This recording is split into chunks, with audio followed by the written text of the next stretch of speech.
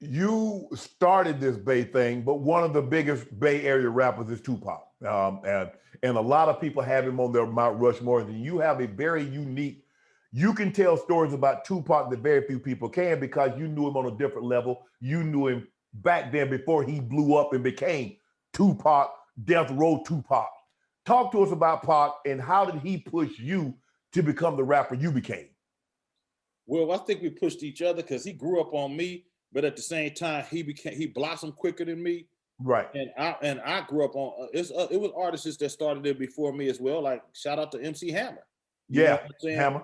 Yeah, but I've always been there. Like, I'm since 88, like music on the shelf since 88. That ain't too hard to, it ain't too many, I just didn't blow up right then and there. Mine came a year and a half later. I started, when I came with, the shit that'll fuck with your brain and Left Side and Mr. Flamboyant and all that good stuff. And it just started taking off from there.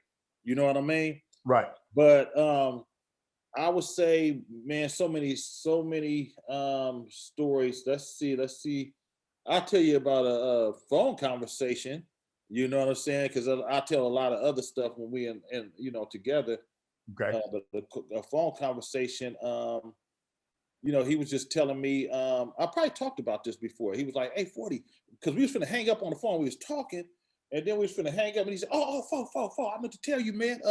You might want to invest in this, in this thing. I came with an idea, man. I want to call, they got Planet Hollywood. I think I want to do something called, Gangster Cafe, man. Where where you have all the gangsters like, Al Capone and Lucky Luciano and all these cats on the walls, but it's a cafe. They serving food. They got they playing music from the Rolling 20s or whatever. You know what I'm saying? Or whenever that era was. And what I'm saying, he had it laid out. He had that ideal, and that was interesting because he wanted all his partners to invest in it and whatnot. And he had the vision. And now if he did something like that, he'll have the money to raise. He'll raise that money.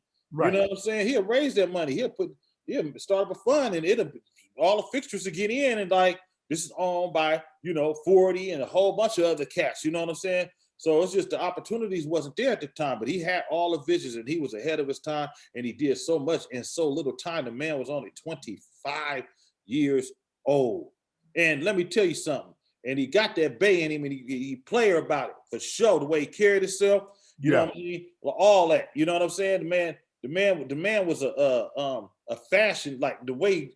He was a real true thug with it, but a GQ looking thug, like the way he carried himself, the way he dressed, his whole swag. He was heavy on the Versace. Yeah, you know what I'm saying? That was the look. That's all of us wore Versace and the silk shirt. I had a few of them too, 40. I had a few of them old silk shirts with that print. That was our look. That was what was in at the time. You feel me? That was real bossy. What made Pac special in the rap game? What was so unique about him? Because if you think about Brenda Had a Baby, and he talked about the song, I forget, about his mom, Dear Mom, I think that was but anyway, he talked about, he talked about the violence and the drugs and all that stuff, but he talked about real life, how Brenda, how she gave him, got pregnant at 13, 14, and the love for his mom. What made him so unique? He talked about the street. He talked of his vision, his storytelling. He being from Black Panther background, his mom, and all that stuff. He was like a rebel, and one thing he's touched on was the octagon, the trap, the cage. Right. You know what I'm saying? The soil, the hood, the the smudge, right. And that's what made him so unique. And he uplift male and female spirits because it touched home with the stuff he was saying. Yes. You know what I mean? And that's what made him so dope. And he did a lot of what they call pain rap. He was doing that way back then. That's why we all felt it. We all felt it. And that's what he specialized in. That's why his music lasted so long. That's why you got to consider him the greatest rapper of all time. It ain't what he just did in the vocal booth, but him being an actor, a poet, like what I'm saying, doing poetry. He did and just being a leader. Like if you right now, you know, during this whole pandemic, you know, during the George marching Floyd? and the protesting, yeah, you know he'd be on the front line with the biggest mouth. Yes. With a bullhorn, with hella people behind him. You Right. know what I'm saying? That man was ahead of his time, bro. And you know, I hate when people don't give people their roses when they alive. You know what I'm saying? Give people their roses, man. You know, because you'll look back and just be like, man, how did he do all that? You know what I'm saying? Right. He did so much in so little time. And look at how long his albums lasted. Yeah. You know, look how long they lasted after he passed. It was so much music out there, bro. You know? It's gonna be E-40. It's hard to find a rap album that's harder than All Eyes on Me. And then I was on that thing, baby. I was on it. Platinum. Come on, diamond. That was special.